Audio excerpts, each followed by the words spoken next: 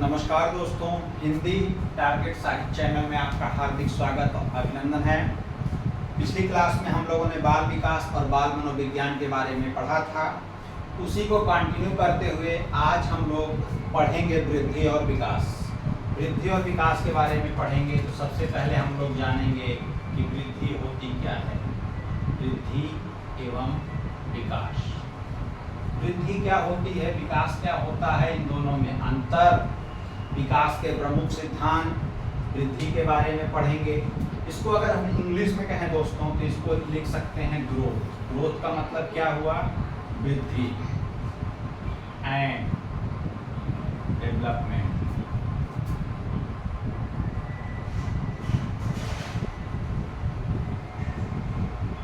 ठीक है, तो आज की क्लास में हम लोग पढ़ेंगे ग्रोथ एंड डेवलपमेंट।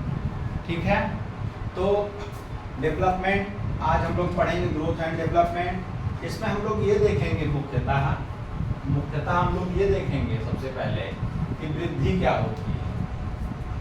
ठीक है, तो पहले हम लोग पढ़ लेंगे वृद्धि के बारे में, उसके बाद पढ़ेंगे विकास के बारे में। तो सबसे पहले हम लोग हेडिंग डालते हैं वृद्धि।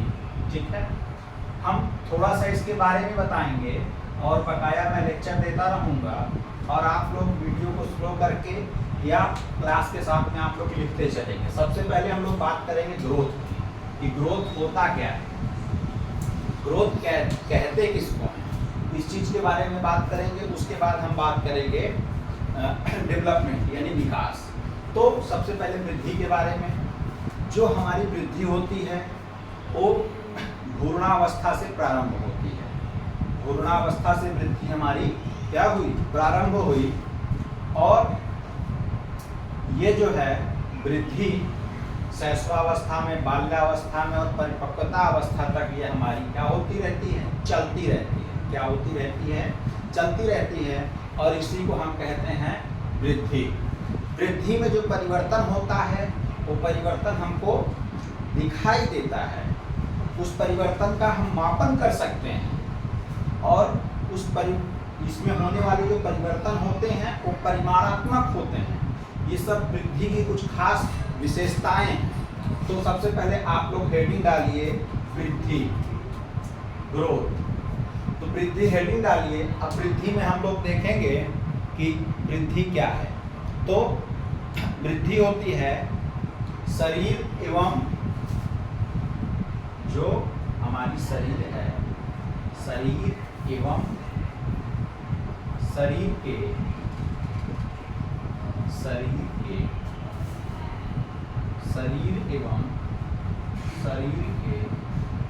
किसी भी पहलू में होने वाले परिवर्तन से। शरीर एवं शरीर के किसी भी पहलू में होने वाले परिवर्तन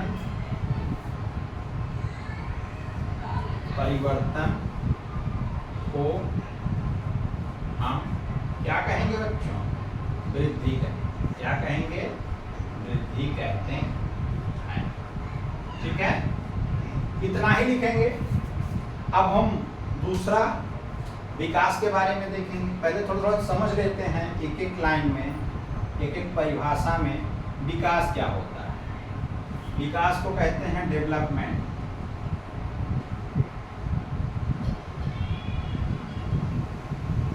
क्या कहेंगे, डेवलपमेंट।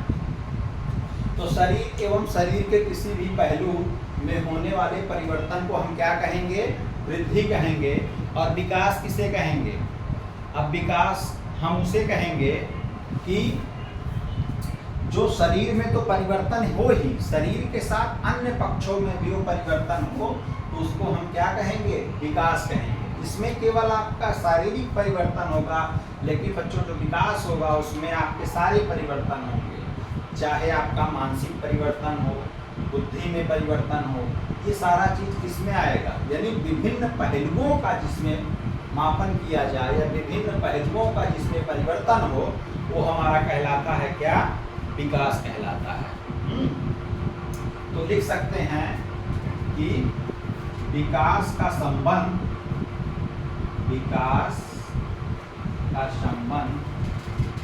शारीरिक व मानसिक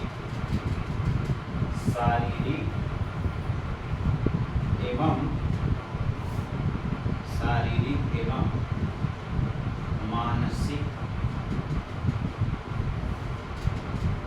सभी पक्षों से है। किस किस पक्षों से है? शारीरिक एवं मानसिक सभी पक्षों से है। अब जब हम कहेंगे कि मानसिक, तो मानसिक में बहुत सारी चीजें आ जाए, ठीक है। इसी को हम क्या कहते हैं? विकास कहते हैं। विकास जन्म से लेकर, अर्थात जैसे बच्चा हमारा जन्म लेता है और मृत्यु तक चलने वाली प्रक्रिया है, लेकिन वृद्धि जो है हमारी ये कुछ समय तक चलेगी, और जब परिपक्वता अवस्था बच्चा हमारा प्राप्त कर लेगा तो वृद्धि हमारी वहीं पर क्या हो जाएगी? समाप्त हो जाएगी। कहीं कहीं इस वृद्धि को हम अभिवृद्धि भी लिखा पाते हैं, तो उसमें आप लोग को कंफ्यूज बिल्कुल नहीं होना है। अभिवृद्धि और वृद्धि एक ही चीज है। इंग्लिश टर्म में हम ग्रोथ एंड डेवलपमेंट, यानी ग्रोथ मीन्स वृद्धि और डेवलपमेंट मीन्स विकास, इसके बारे में हम लोगों ने देखा। अब हम आगे चलते हैं। वृद्धि, एक बार आप लोग इसका स्क्रीनशॉट ले लीजिए। अब हम लोग थोड़ा सा कुछ जो हमारे मनोवैज्ञानिक हैं उनके अनुसार हम वृद्धि की परिभाषा देखते हैं बच्चों, जो इम्पोर्टेंट है। उत्तर प्रदेश टीटी परीक्षा में इसके आने की प्रबल संभावना है, तो उसको हम लोग देखेंगे। तो सबसे पहले हम लोग अगर देखना चाहते हैं वृद्धि के बारे में, तो वृद्धि पे और हमारा बाल विकास पे हरलाख महोदय ने बहुत अच्छा काम किया है। क्रो एंड क्रो महोदय ने बहुत अच्छा काम किया है।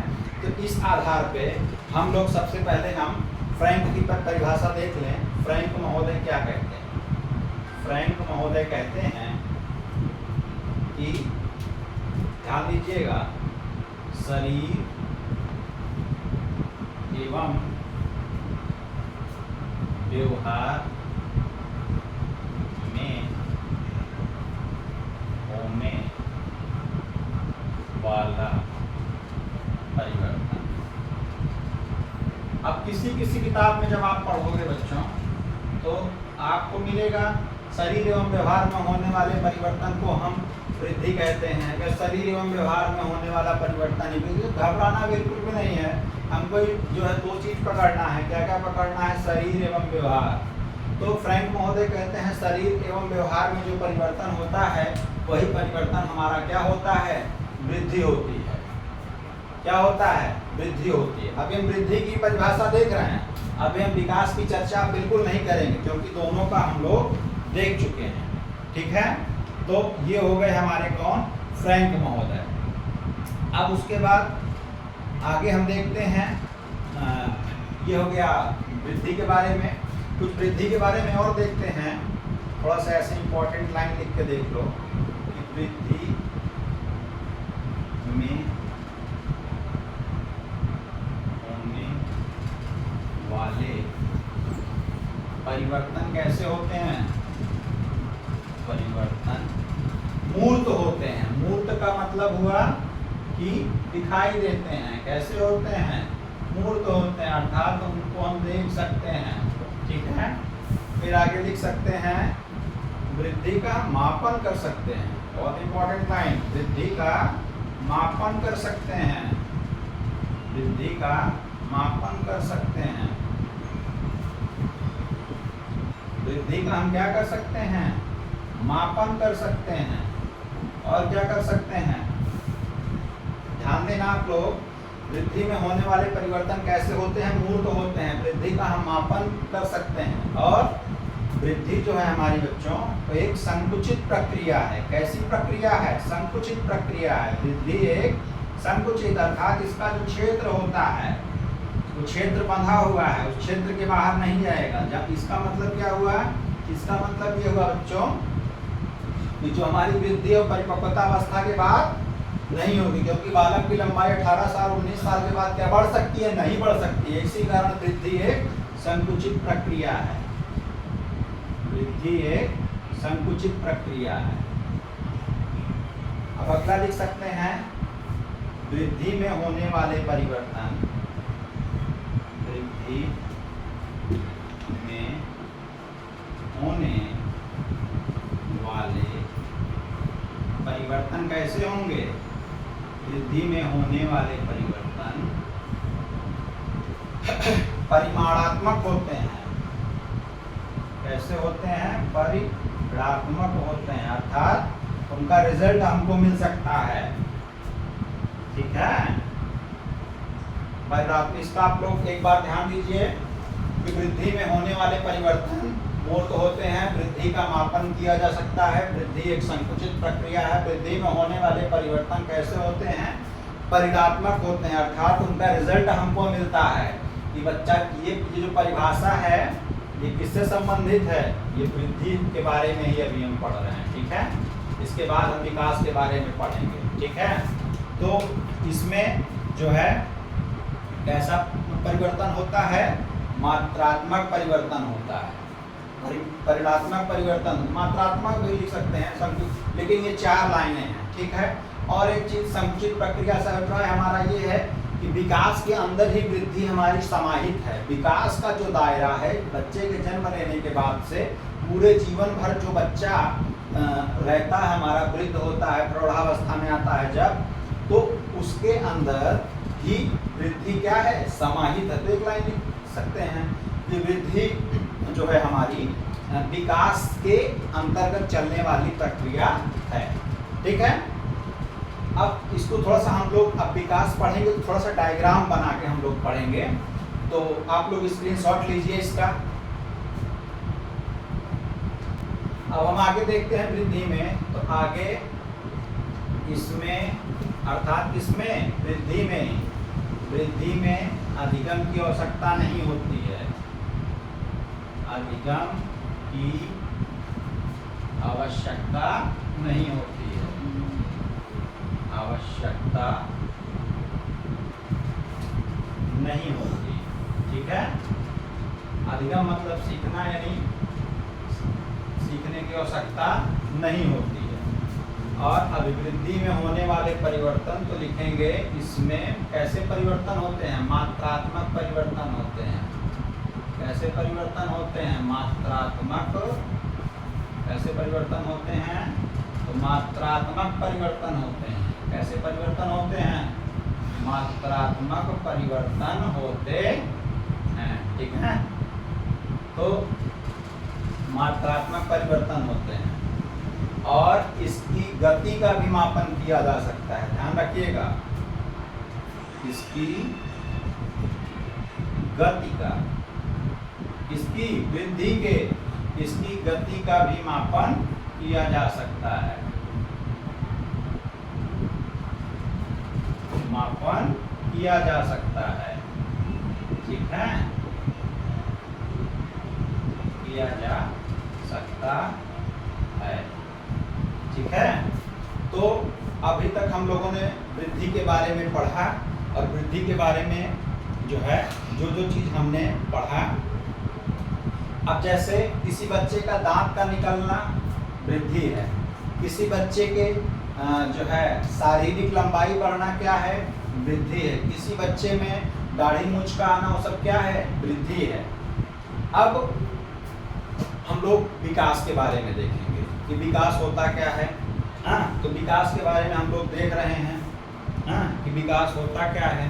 तो विकास के बारे में अब हम लोग अगली हेडिंग डालेंगे विकास। विकास थोड़ा सा वृद्धि से क्या होता है? बड़ा होता है। इसका क्षेत्र बड़ा होता है क्योंकि इसमें सारी अवस्थाएं शामिल होती हैं। तो अब हम लोग ध्यान देंगे कि विकास क्या होता है। विकास के बारे में थोड़ा सा ध्यान देंगे। विकास अर्थात डेवलपमेंट। ठीक है, तो सबसे पहले विकास के बारे में जब हम बात कर रहे हैं तो सबसे पहले हम हरलाक महोदय की उस परिभाषा की ओर चलते हैं। ठीक है, जो इन्होंने हरलाक महोदय ने विकास के बारे में दिया है। ठीक है, अब ध्यान देना, हम लोग विकास पढ़ रहे हैं। अभी तक हम लोग क्या पढ़ रहे थे? वृद्धि पढ़ रहे थे। तो विकास में परिणाम स्वरूप व्यक्ति में नवीन विशेषताएं एवं नवीन योग्यताएं होती हैं। विकास के फलस्वरूप फल स्वरूप फल विकास के फलस्वरूप व्यक्ति में नवीन योग्यताएं, किसमें नवीन योग्यताएं प्रकट हो रही हैं? व्यक्ति में। किसके अंतर्गत? विकास के अंतर्गत। विकास के अंतर्गत व्यक्ति में, विकास के फलस्वरूप व्यक्ति में नवीन योग्यताएं और विशेषताएं, नवीन योग्यताएं और विशेषताएं क्या होती हैं? प्रकट होती हैं। बहुत इंपॉर्टेंट है ये। विशेषताएं प्रकट होती हैं। क्या होती हैं? प्रकट होती हैं। अब थोड़ा सा विकास को हम पढ़ेंगे। जितना भी चीज हम वृद्धि के अंतर्गत पढ़े हैं वो सारी चीजें विकास के अंतर्गत तो आएंगे ही आएंगी, क्योंकि विकास के अंतर्गत क्या समाहित होता है? वृद्धि। ये मनुष्य का एक संपूर्ण जीवन चक्र है। क्या है? संपूर्ण जीवन चक्र है। मान लो इस चक्र में हमने 4 अवस्थाओं में बांट दिया, ठीक है। मान लो हमने यहाँ बच्चा बहुत छोटा था, ठीक है, तो शैशवावस्था हो गई। इसके पहले की जो अवस्था ये होगी जब बच्चा माँ के पेट में रहता है, तो बच्चों ये हमारी होगी गर्भाधान अवस्था, ठीक है। फिर बच्चा जब जन्म लेता है, अर्थात यहाँ शैशवावस्था से विकास हमारा प्रारंभ हो जाता है। शैशवावस्था, फिर यहाँ पे आया तो उसका क्या हो गया? बाल्यावस्था। फिर यहाँ से यहाँ चढ़ा तो किशोरावस्था हो गया। फिर और आगे आया तो प्रौढ़ावस्था हो गया, फिर वृद्धावस्था हो गया। हर मनोवैज्ञानिक ने अपने अपने स्तर से इसको बांटा है। लेकिन अब ये जो विकास है ये लगातार चलने वाली प्रक्रिया है, अर्थात जीवन से लेकर मृत्यु तक लगातार चलेगी। लेकिन वृद्धि जो है हमारी वो लगातार नहीं चलेगी। परिपक्वता अवस्था जब आएगी तो वृद्धि हमारी वहाँ पे क्या हो जाएगी? बंद हो जाएगी, अर्थात अभिवृद्धि वहाँ पे बंद हो जाएगी। तो इस चीज को ध्यान रखना है कि जो सारी स्टेजेस हैं, हर स्टेज की अपनी विशेषता है। इसमें हम अलग अलग क्लास लेके बताएंगे, लेकिन अभी हमारा केवल इतना बताने का मतलब था कि ये जो गर्भाधान अवस्था है, ध्यान रखना बच्चों, ये 280 दिनों की होती है। 270 से 280 दिनों की होती है, ठीक है। अब उसके बाद फिर शैशवावस्था की क्या स्थिति है, फिर बाल्या, ये सब हम बाद में पढ़ेंगे। लेकिन अभी आप ये सारी अवस्थाओं को क्रमबद्ध जानते रहिए। मूलतः गर्भाधान अवस्था, शैशवावस्था, बाल्यावस्था, किशोरावस्था, प्रौढ़ावस्था, ये मुख्यता है। लेकिन हर मनोवैज्ञानिक अपने अनुसार अलग अलग माना है। तो ये विकास की बात हो गई। अब विकास के बारे में थोड़ा सा हम लोग कुछ जान लेते हैं कि विकास के बारे में है क्या, ठीक है। तो इसमें देखते हैं, इसमें विकास में इसमें शारीरिक व मानसिक परिवर्तन होता है, अर्थात बच्चे का शारीरिक परिवर्तन होगा और मानसिक परिवर्तन होगा। शारीरिक व मानसिक परिवर्तन होता है। शारीरिक परिवर्तन तो होगा ही,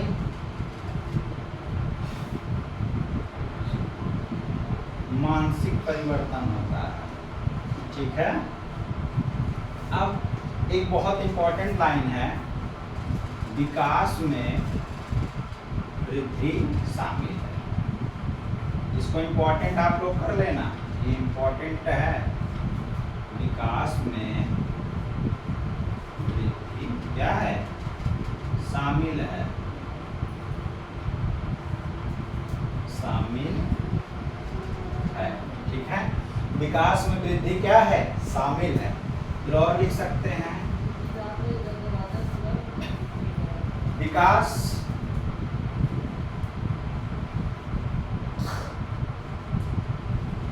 संपूर्ण जीवन चलता रहता है।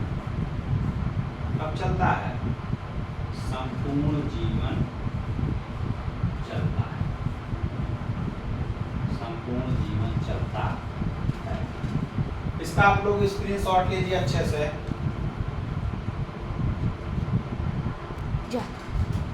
अब आगे हम लोग लिखेंगे कि विकास में, इसमें विकास में प्रगतिशील परिवर्तन होता है। कैसा परिवर्तन होता है?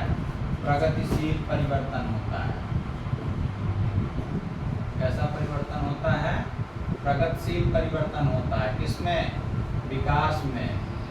ठीक है। और हम क्या लिख सकते हैं कि विकास में,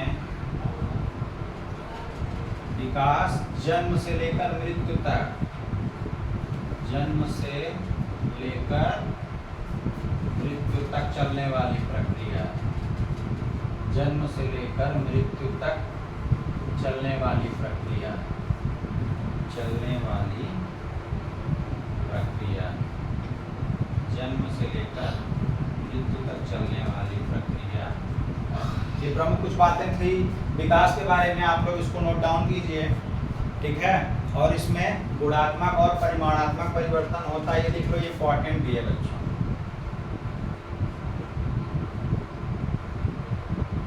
विकास में,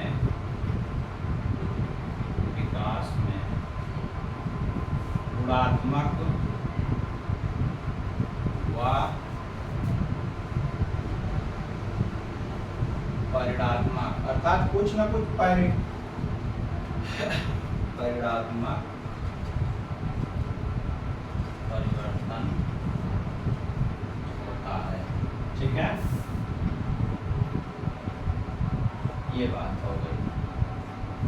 ठीक है। अब हम इसके बाद थोड़ा सा हम पढ़ेंगे विकास के प्रमुख सिद्धांत क्या क्या हैं, और उस सिद्धांत जो है, सिद्धांत पढ़ने के बाद जो है फिर हम लोग वृद्धि और विकास में अंतर देख लेंगे। और थोड़ा सा ये भी देख लीजिए कि इसमें जो है, जो हमारा विकास होता है, इस विकास में उसमें केवल जो वृद्धि है, उसमें एक लाइन और आप लोग लीजिएगा, वृद्धि जो होती है हमारा मुख्यतः आनुवंशिकता पर आधारित होती है। लेकिन बच्चों जो हमारा विकास है ये आनुवंशिकता और वातावरण की अंतःक्रिया पर आधारित होता है।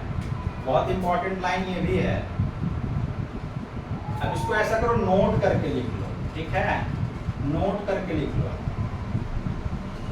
आपको इस चैनल पे टारगेट हिंदी साहित्य में हिंदी तो पढ़ाई जाएगी, उसमें कोई दिक्कत नहीं है, लेकिन उसके साथ साथ एजुकेशनल साइकोलॉजी आपको फ्री में पढ़ाया जाएगा।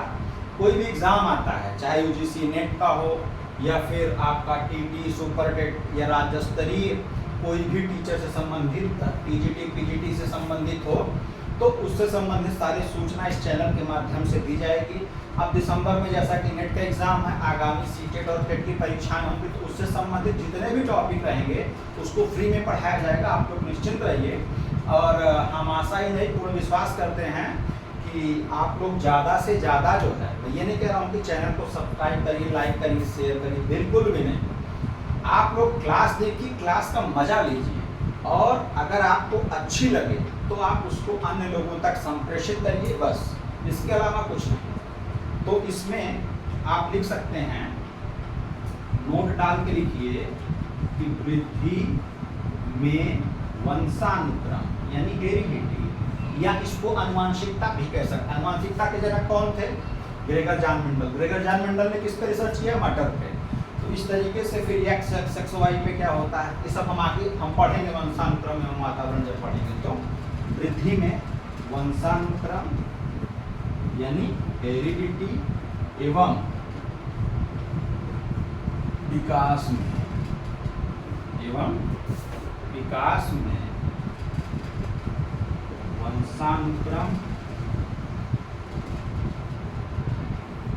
व वातावरण, ध्यान दीजिएगा, वातावरण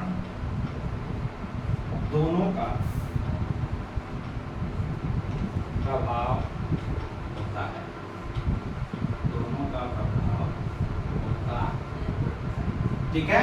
तो ये हमारी बातें हुई विकास की। ये नोट डाल के आप लोग लिख लीजिएगा, जो इम्पोर्टेंट है उस पर हम ये गोला मार दे रहे हैं, ये दोनों इम्पोर्टेंट है। ठीक है। तो अब फिर हम आगे हम पढ़ते हैं कि विकास के प्रमुख सिद्धांत क्या क्या हैं। विकास के प्रमुख सिद्धांत क्या क्या हैं? विकास के प्रमुख सिद्धांत क्या क्या है? चलो, विकास के प्रमुख सिद्धांत क्या क्या हैं? तो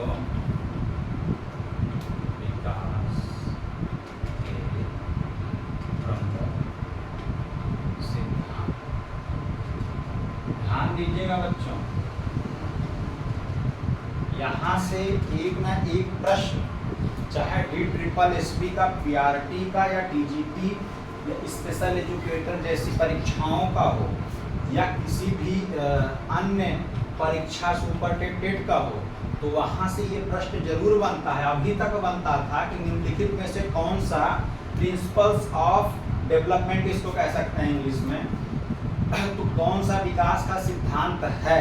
लेकिन अभी एक दो परीक्षाओं में हमने देखा तो उसमें ये दिया है कि जो है कि निम्नलिखित में से कौन सा विकास का सिद्धांत नहीं है। तो जो हमारे पास 11-12 सिद्धांत हैं उसमें से कोई एक अलग दे देता है। तो आप लोग इसको थोड़ा सा ध्यान धरिएगा। तो पहला सिद्धांत जो है वो है निरंतरता का सिद्धांत। कौन सा है? निरंतरता का सिद्धांत। ठीक है, तो पहला सिद्धांत कौन सा है बच्चों? निरंतरता का सिद्धांत। अर्थात इसका कहने का मतलब ये है कि विकास लगातार अनवरत चलने वाली प्रक्रिया है। विकास लगातार, अर्थात कि development is the continuous process, अर्थात निरंतरता, यानी इसको हम ये भी लिख सकते हैं, ध्यान रखिएगा, विकास लगातार चलने वाली प्रक्रिया। कैसी प्रक्रिया? लगातार चलने वाली। आप लोग कंफ्यूज ना होइएगा, चलने वाली प्रक्रिया है। ठीक है, बहुत इंपॉर्टेंट है ये, इसको आप लोग इंपॉर्टेंट डाल लीजिएगा। अर्थात development is the continuous process. ठीक है, विकास लगातार चलने वाली प्रक्रिया है। फिर उसके बाद विकास के हर चीज के जो है अलग अलग आयाम होते हैं। विकास के अलग अलग आयाम। अलग अलग आयाम का मतलब क्या हुआ? अलग अलग आयाम का मतलब हुआ कि अलग अलग तरीके से होता है। अलग अलग आयाम होते हैं। ठीक है, तो विकास लगातार चलने वाली प्रक्रिया है और विकास के जो है अलग अलग आयाम होते हैं। फिर उसके बाद जो है विकास जो है सामान्य से विशिष्ट की ओर होता है। अर्थात development is the general to specific. बहुत इंपॉर्टेंट है, विकास सामान्य से विशेष की ओर होता है। विकास कैसे होता है? सामान्य से विशेष की ओर। सामान्य से विशेष, अर्थात जनरल टू स्पेसिफिक, विशेष की ओर होता है। अर्थात पहले स्पेसिफिक नहीं होता है, पहले जनरल होता है, सामान्य तरीके से होता है, फिर स्पेसिफिक तरीके से होता है, विशेष की ओर होता है। ठीक है, होता है। ये भी इंपॉर्टेंट है, आप लोग इसको भी इंपॉर्टेंट डाल दो। अब अगला हमारा चौथा है, चौथे पे हम बात करेंगे। चौथा हमारा जो सिद्धांत है उस सिद्धांत के बारे में बात करेंगे। तो विकास का एक निश्चित क्रम होता है। क्या होता है? विकास का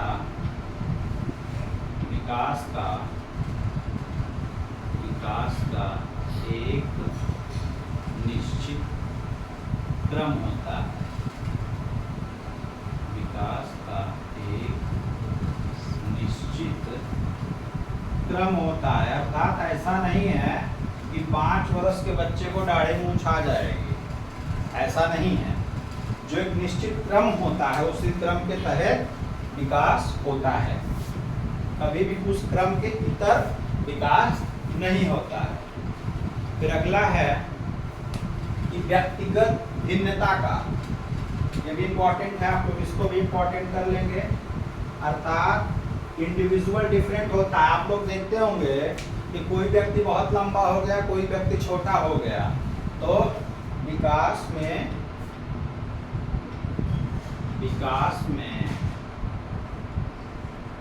क्या होती है? व्यक्तिगत भिन्नता। कैसी भिन्नता बच्चों? व्यक्तिगत भिन्नता होती है, अर्थात इंडिविजुअल डिफरेंट होता है। ठीक है, कोई व्यक्ति 6 फीट का हो गया, कोई व्यक्ति 3 फीट का हो गया, इंडिविजुअल डिफरेंट हुआ कि नहीं? कोई व्यक्ति 120 किलो का हो गया, कोई व्यक्ति 60 किलो का, कोई 80, कोई 85, डिफरेंट हुआ कि नहीं? किसी व्यक्ति को 15 साल में जो है दाढ़ी मूंछ आ जाती है, किसी व्यक्ति को 18 साल तक नहीं आती है या कम आती है। तो ये सारा चीज क्या होते हैं? इंडिविजुअल डिफरेंट होता है, अर्थात एक व्यक्ति का दूसरे व्यक्ति से जो है वो होता है। छठवां आप लोग लिख लो, विकास का जो है एक अवस्था जो है, जो विकास की एक अवस्था होती है दूसरी अवस्था से कहीं ना कहीं वो क्या होती है? संबंधित होती है। तो हम लिख सकते हैं कि परस्पर संबंध का सिद्धांत। जब संबंध, परस्पर संबंध का सिद्धांत, परस्पर संबंध का सिद्धांत, परस्पर संबंध का सिद्धांत, परस्पर संबंध का सिद्धांत। ठीक है, तो ये इतना हो गया। आप लोग जो है इसका स्क्रीनशॉट लीजिए और फिर हम देखते हैं।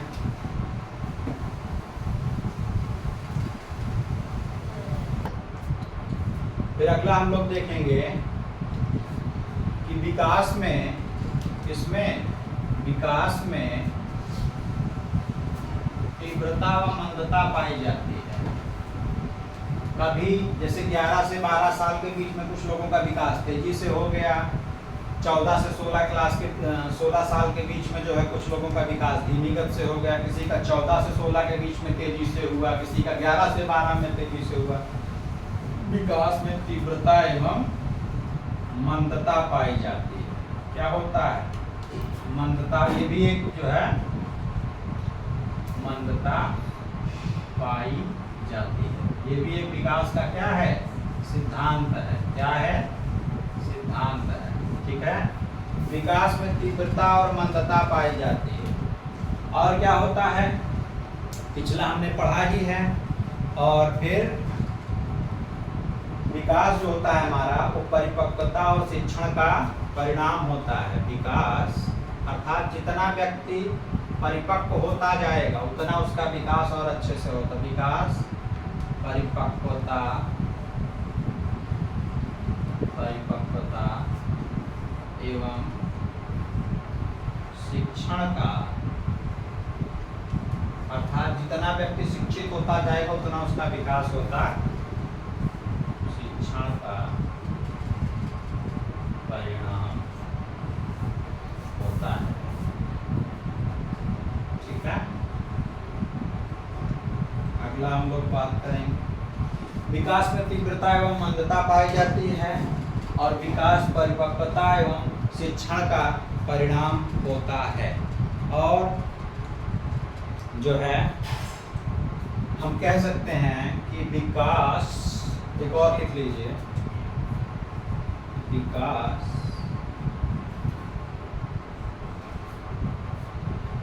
विकास में तीव्रता एवं मंदता, विकास को भी हो गया, हाँ लगभग सारे हो गए।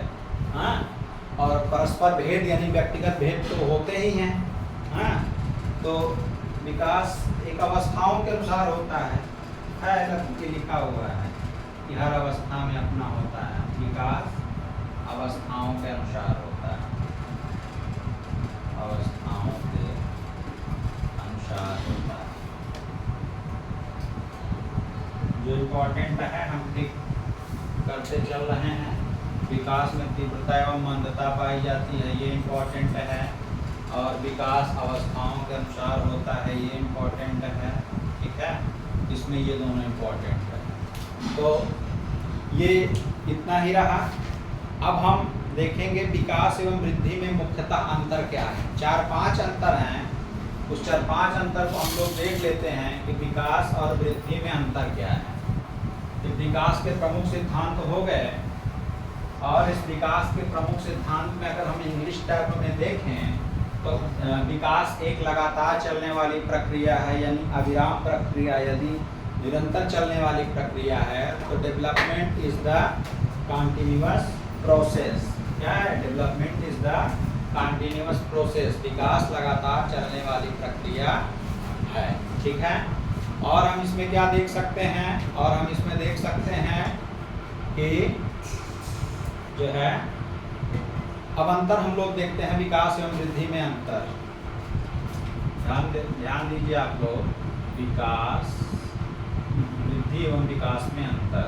ठीक है, वृद्धि एवं विकास में अंतर, वृद्धि एवं विकास में अंतर। ठीक है, जब वृद्धि एवं विकास में अंतर की हम बात करेंगे तो सबसे पहला अंतर ये है, ध्यान दीजिएगा आप लोग, कि वृद्धि एक क्षेत्र को व विकास संपूर्ण क्षेत्र का मापन करता है। ठीक है। दूसरा हम लिख सकते हैं कि वृद्धि विकास में नहीं, वृद्धि जो है हमारी विकास में नहीं, बल्कि विकास जो है वृद्धि में शामिल है, बल्कि विकास वृद्धि में शामिल है।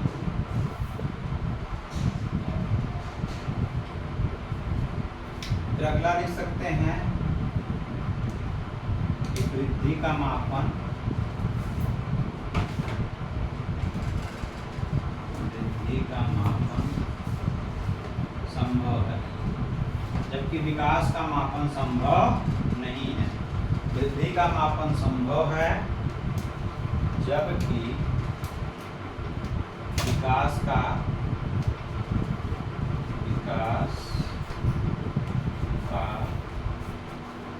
मापन संभव नहीं। क्यों नहीं संभव है? क्योंकि परिपक्वता अवस्था तक तो वृद्धि माप देती है, लेकिन उसके बाद जो है विकास का मापन कैसे संभव है? ठीक है, तो ये तीन अंतर हम और भी अंतर देखते हैं। और अंतर में ये है कि इसमें मात्रात्मक परिवर्तन होते हैं और इसमें रचनात्मक परिवर्तन होते हैं। ठीक है, तो इसमें वृद्धि में मात्रात्मक परिवर्तन होते हैं। कैसे परिवर्तन होते हैं? मात्रात्मक परिवर्तन होते हैं। और इसमें रचनात्मक। लिखिए, वृद्धि में मात्रात्मक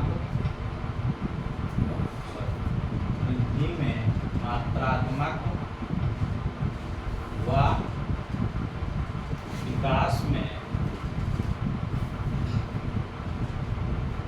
रचनात्मक परिवर्तन होता है। कैसा परिवर्तन होता है बच्चों? रचनात्मक परिवर्तन होता है। ठीक है, परिवर्तन होता है, मतलब वृद्धि में कैसा परिवर्तन हो रहा है? मात्रात्मक का मतलब उसकी आप माप सकते हो, लेकिन जो विकास है उसमें हमारा कैसा परिवर्तन हो रहा है? रचनात्मक परिवर्तन हो रहा है। फिर इसमें जो हमारा ये है वृद्धि है, वृद्धि में परिमाणात्मक परिवर्तन और इसमें विनाशात्मक, ये भी इम्पोर्टेंट है। वृद्धि में परिमाणात्मक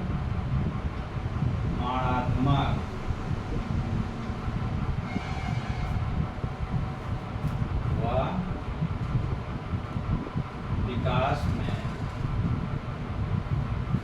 अब देखिए इसमें एक तो हो गया मात्रात्मक और रचनात्मक परिवर्तन होता है। अब इसमें परिमाणात्मक परिवर्तन अगर वृद्धि में हो रहा है तो इसमें कैसे परिवर्तन होगा? क्योंकि जब विकास होगा तो इसमें विनाशात्मक परिवर्तन होता है। कैसा परिवर्तन?